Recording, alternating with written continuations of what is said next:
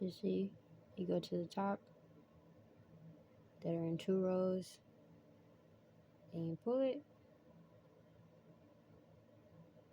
and you go to the bottom where you see the 2 rings.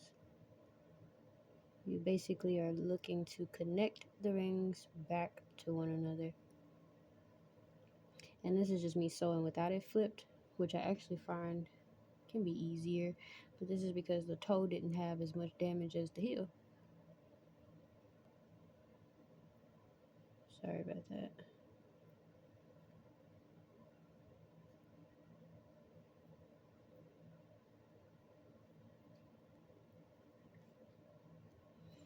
You go to the top, you see the 2 rings, pull it through, then go to the bottom, you catching the 2 rings,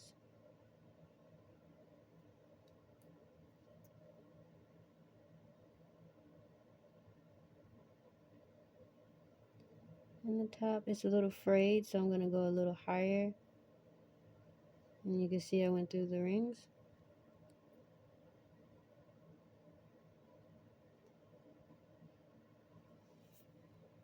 Do you see how it looks so far? It don't even look like it's been damaged.